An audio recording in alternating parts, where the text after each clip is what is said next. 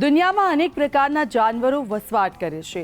શાંત, ખૂંખાર અને તમામ પ્રકારના જાનવરોને જીવવાનો એટલો જ હક હોય છે જેટલો એક મનુષ્યને હોય છે। અને ખાસ કરીને ભારતમાં એવા અનેક ખૂંખાર જીવ વસેલા છે જેમનું સંરક્ષણ અને તેમની વસ્તીનું ધ્યાન ખુદ સરકાર રાખે છે। તો આવા જ એક ખૂંખાર જાનવરની આજે આપણે વાત કરીશું। ઝી 24 કલાકના ડિજિટલ પ્લેટફોર્મ પર આપ જોઈ રહ્યા છો અજબ ગજબ વિથ દીક્ષિતા।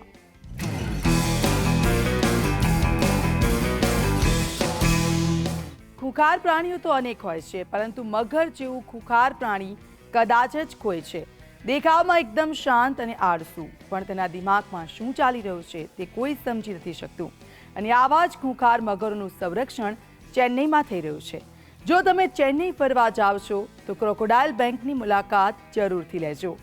અહીંયા એશિયાનું સૌથી મોટું મગર સંરક્ષણ કેન્દ્ર છે અને આ સંરક્ષણ કેન્દ્રમાં મોટી સંખ્યામાં મગરોનું સંરક્ષણ કરવામાં આવે છે। આ ક્રોકોડાઇલ બેંકમાં ન માત્ર મગર પણ આપને કોબરા સાપ પણ જોવા મળશે। તો હવે આપ જે બેંકની મુલાકાતે જઈ રહ્યા છો તે બેંકની શરૂઆત કેમ કરવામાં આવી અને કોણે કરી તે પણ જાણવું ખૂબ જ જરૂરી છે। તો ક્રોકોડાઇલ બેંકની શરૂઆત 1976માં અમેરિકાથી ભારત આવીને વસેલા રોમલેસ વિટેકરે કરી હતી। અહીંયા તેમને લગભગ દુનિયાભરની 23 પ્રજાતિમાંથી 17 પ્રજાતિના મગરો જોવા મળશે અને ખાસ એ પ્રજાતિના મગરો કે જે એક સમયે લુપ્ત થવાના આરે હતા તેવા મગરોનું પણ સંરક્ષણ કરવામાં આવ્યું છે। આ બેંક બનાવવાનો એક આશ્રય એ પણ હતો કે મગરને કુદરતી રીતે વસવાટ કરવાની જગ્યા મળી રહે અને તેમની સંખ્યા પણ વધે।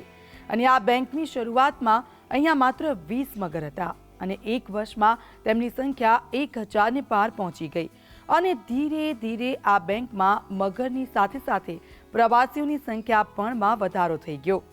તો પ્રવાસીઓની સાથે મગર પર રિસર્ચ કરતા લોકો પણ તમને અહીંયા જોવા મળશે। છે ને ગજબની આ બેંક। તો આ બેંકમાંથી ભારત અને વિદેશના કેટલાય દેશોમાં 2000થી વધારે મગરો મોકલવામાં આવે છે। હવે તમે જે બેંકની મુલાકાત લેવાના છો એટલે કે મગર બેંકની મુલાકાત લેવાના છો તો ત્યાં સવારથી સાંજ સુધી શું એક્ટિવિટી કરવામાં આવે છે તે પણ જાણવું ખૂબ જ જરૂરી છે। તો 8.5 એકરમાં ફેલાયેલા આ કેન્દ્રમાં ભારતમાં મળનારી મગરની મુખ્ય 3 પ્રજાતિઓ આપને જોવા મળશે। એ 3 પ્રજાતિ જેમાં કે ઘડિયાળ, મગર પાલુ સ્ટ્રીટ અને ખારા પાણીના મગરો તમને વધારે જોવા મળશે। અહીંયા ખાસ પ્રોગ્રામ અંતર્ગત મગર વિશે તો લોકોને ડેમોન્સ્ટ્રેશન આપવામાં આવે છે, પણ સાથે સાથે સાપ પણ રિસર્ચ કરવામાં આવે છે।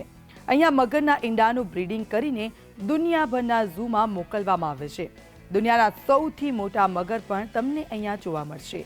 તો ચેન્નઈના ક્રોકોડાઇલ બેંક વિશેની તમને વધુ માહિતી તો ઓનલાઈન પણ મળી જશે, પરંતુ જો આપને પણ આ ક્રોકોડાઇલ બેંકની મુલાકાત લેવી છે તો સૌથી પહેલા આપને મહાબલીપુરમ આવવું પડશે। મહાબલીપુરમથી સૌથી નજીક ચેન્નઈ એરપોર્ટ છે અને ત્યાંથી 58 કિલોમીટર દૂર ક્રોકોડાઇલ બેંક છે। ચેન્નઈ એરપોર્ટથી મહાબલીપુરમ માટે આપ ટેક્સી પણ લઈ શકો છો અને એટલું જ નહીં પણ આપને ત્યાંથી પ્રાઇવેટ બસ સેવા પણ સારી રીતે મળી શકશે। તો ક્રોકોડાઇલ બેંક સુધી પહોંચવું ખૂબ જ આસાન છે। જો દક્ષિણ ભારતના દર્શન માટે તમે જવા ઈચ્છો છો તો લિસ્ટમાં ક્રોકોડાઇલ બેંકને જરૂરથી એડ કરજો। આવું સંરક્ષણ કેન્દ્ર કદાચ બીજે ક્યાંય જોવા નહીં મળે।